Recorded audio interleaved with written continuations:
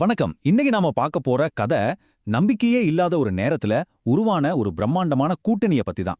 இது ஒரு தெய்வீக இளவரசனுக்கும் ஒரு வானர அரசனுக்கும் இடையே ஏற்பட்ட ஒரு முக்கியமான ஒப்பந்தம். சரி, ஒரு கேள்வி. உங்களால தொடவே முடியாத ஒரு எதிரிய எப்படி ஜெயிப்பீங்க? இதுதான் இந்த கதையோட மையப்புள்ளி.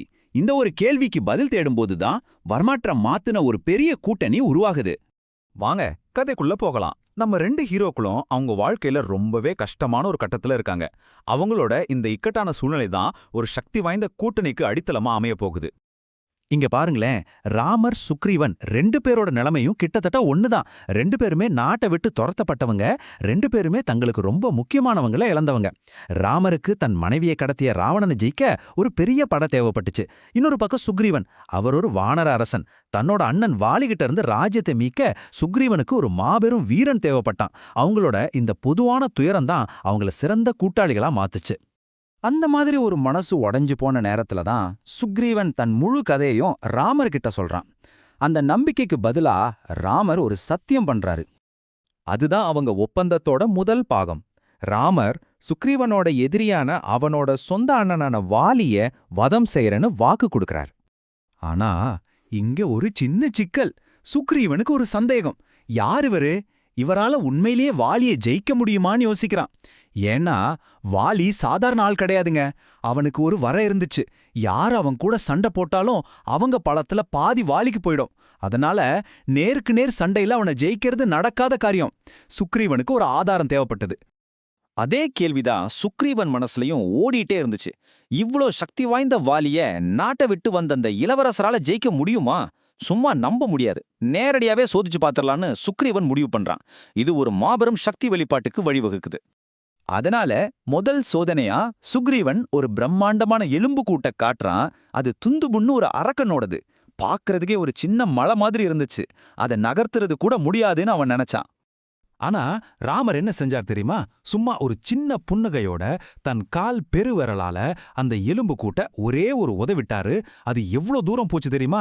நம்பவே முடியாது. முழுசா 80 மைல் தூரம் பறந்து போய் விழுந்துச்சு. இத பார்த்ததும் சுக்ரீவனுக்கு பாதி சந்தேகம் போயிடுச்சு.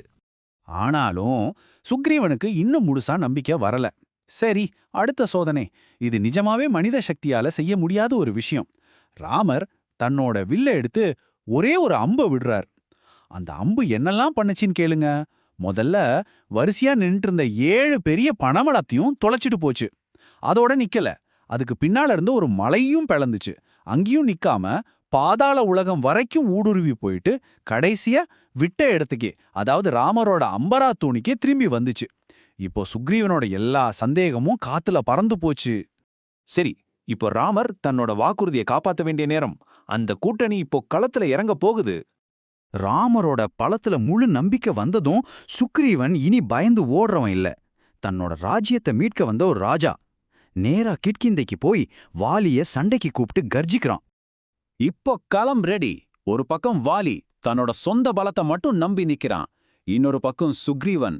அவன் நம்பினது தன்னோட புது கூட்டாளியோட தெய்வீக சக்திய. ரெண்டு பேரும் பயங்கரமா சண்டை போட்டுட்டு இருக்கும்போது மறைஞ்சிருந்த ராமர் கொடுத்த வாக்குப்படி ஒரே ஒரு அம்பை எய்து வாலிய வீழ்த்துறார். இந்த ஒரு செயல் அவங்க கூட்டணிய ரத்தத்தாலையும் நம்பிக்கையாலையும் இறுக்கமா பிணைச்சது. அவ்வளவுதான். ஒப்பந்தத்தோட முதல் பாதி முடிஞ்சது. ராமர் சொன்ன வாக்க காப்பாத்தி சுக்ரீவனை கிட்கிந்தியோட புது ராஜாவா ஆக்கினார். இப்போ நாம அடுத்த கட்டத்துக்கு போகலாம். சுக்ரீவன் தன்னோட வாக்குறுதியை எப்படி நிறைவேத்தினான்னு பார்க்கலாம் வாங்க. ராமருக்காக ஒரு மெகா தேடுதல் வேட்டையை ஆரம்பிக்க போகுது.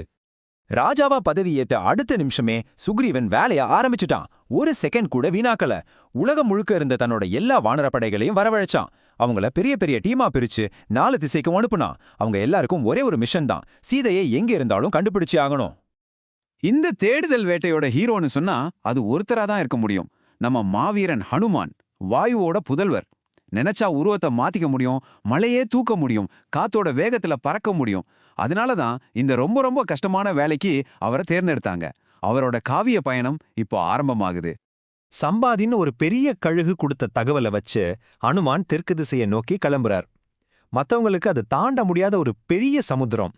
ஆனா ஹனுமானுக்கு தன்னோட தெய்வீக சக்தியால ஒரே பாய்ச்சல்ல அந்த 800 மைல் கடலையும் தாண்டார். இது வெறும் பலம் மட்டுமில்ல, பக்தியோட வெளிப்பாடு. ராவணனோட இலங்கைக்குள்ள நுழைஞ்ச ஹனுமான் அங்க அசோக வனத்துல ராமனையே நினைச்சு கண்ணீரோட தியானம் பண்ணிட்டு இருந்த சீதாதேவிய பாக்குறார். இத்தனை நாள் நடந்த தேடுதல் வேட்டைக்கு ஒரு வழியா விட கிடைச்சது. இதுதான் இந்த கதையோட ரொம்பவே முக்கியமான உணர்ச்சிகரமான ஒரு தருணம். ஹனுமான் ராமர் கிட்ட திரும்பி வந்து அந்த 3 வார்த்தையை சொல்றாரு, கண்டேன் சீதையை. அவ்வளவுதான். இந்த வார்த்தைகள் தான் அடுத்து நடக்கப் போற ஒரு பெரிய போருக்கான ஆரம்ப புள்ளி. சரி, இப்போ எல்லாம் தயார், படை ரெடி, எதிரி எங்க இருக்கான்னு தெரிஞ்சிடுச்சு. ஆனா நடுவுல ஒரே ஒரு பெரிய தடை, யாராலையும் தாண்ட முடியாத ஒரு பெருங்கடல். மறுபடியும் ராமரோட தெய்வீக சக்தி வெளிப்படுது.